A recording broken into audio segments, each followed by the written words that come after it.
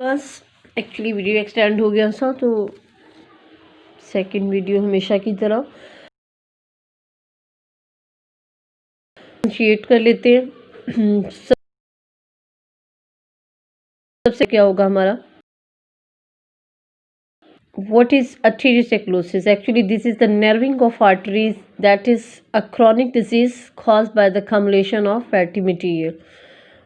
Arteriosclerosis क्या होता है? आर्टरीज का, कॉर्नरी आर्टरीज का तंग हो जाना। क्यों तंग हो जाना? क्योंकि बहुत ज़्यादा कम्युलेशन हो जाता है लो डेंसिटी लिपिड का। आर्टरीज की जो वॉल है उसका जो डायमीटर है वो काफ़ी नैरो हो जाता है। क्यों? क्योंकि यहाँ पे ये प्लैक फॉर्मेशन हो जाता है।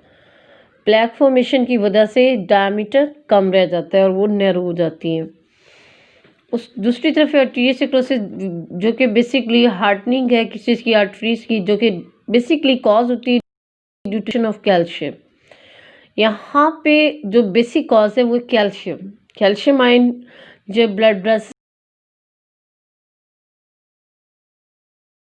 की हार्ट करते जाते हैं, वजह से कॉर्नरी आर्टरी का इजीली कंट्रैक्ट और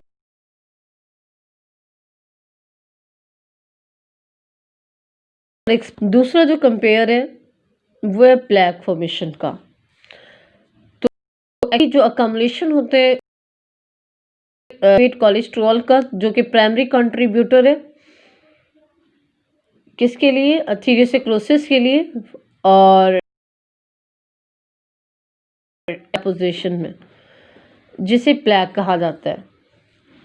मल्टीपल डेपोजिशन लेयर फॉर्मेशन होता है इनसाइड द आर्टरी, उसे क्या कहा जाता है? प्लैक कहा जाता है, येलोविश इन नेचर। तो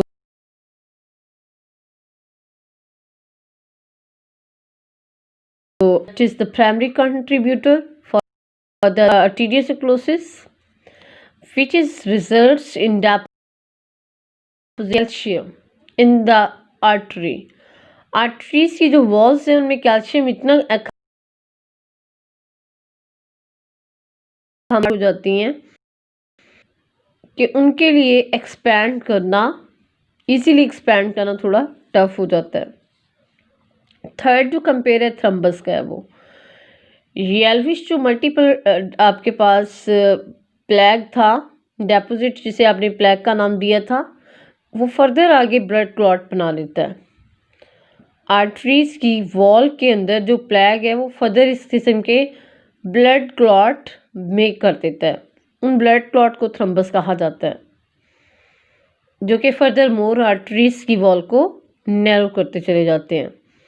दूसरी तरफ अगर बात की जाए आर्टेरियोस्क्लेरोसिस की, तो कोई इसमें मल्टीपल प्लैक फॉर्मेशन नहीं होता और न ही इसमें ब्लड फॉर्मेशन होता है, ब्लड क्लॉट की फॉर्मेशन होती है। जस्ट यहाँ पे आर्टरीज का हार्ड होना होता है, वो भी क्या। दूसरी तरफ सेकंड लास्ट जो कंपेयर है एम्बुलेंस है।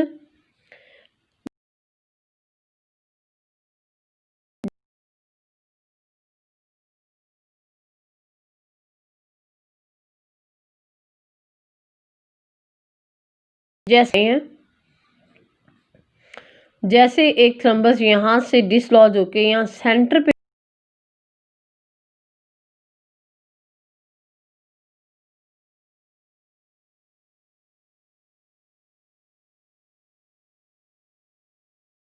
आ जाते हैं अपना आर्टेरियो के अंदर, no embolism or thrombus formation take place. बात की जाए तो आर्टेरियोस्क्लेरोसिस का, और आर्टेरियोस लीडिंग कॉज है वो मायोकार्डियल इन्फाक्शन का है। तो मायोकार्डियल इन्फाक्शन हम देखिए, मायोकार्डियल इन्फाक्शन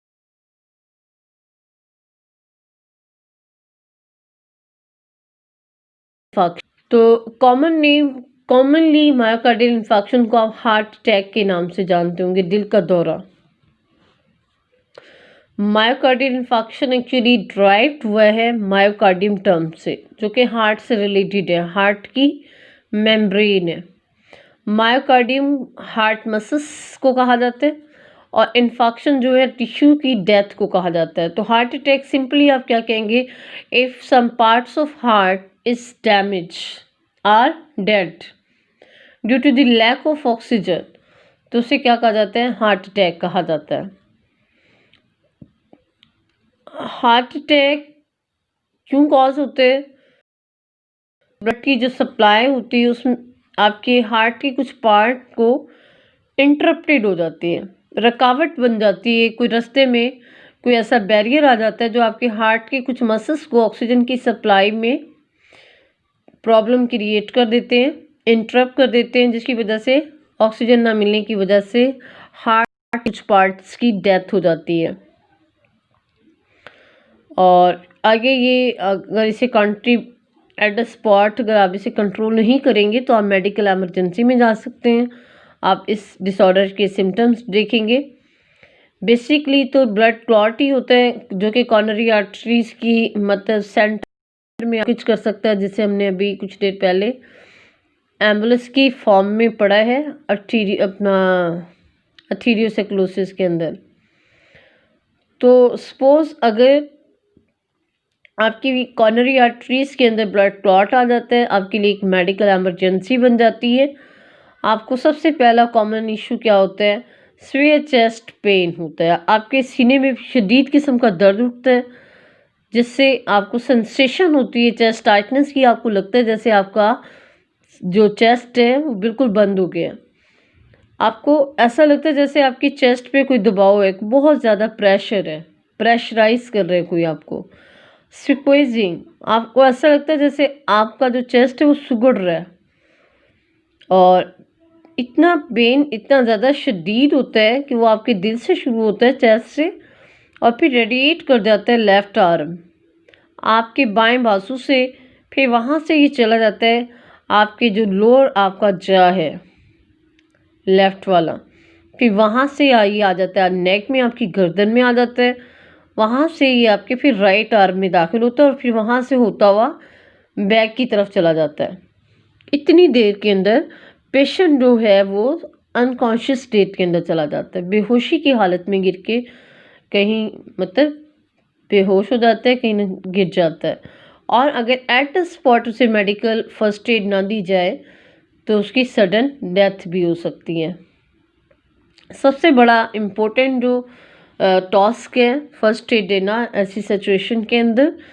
तो अगर डिस्प्रिन की टैब्स हैं तो सबलिंगुअल ट्रीटमेंट देंगे उसे, या इसके अलावा कोई भी कार्डियोटॉनिक अगर आपके पास मौजूद है, या जितनी जल्दी पॉसिबल है आप आईसीयू में शिफ्ट करें उसको, या सीसीयू में शिफ्ट करें और ऑक्सीजन की सप्लाई को इम्प्रूव करें, एम्बो करें, या फिर अगर कार्डियक अरेस्ट में पेशेंट जा रहा है तो फिर उसे इलेक्ट्रिक शॉक भी दें।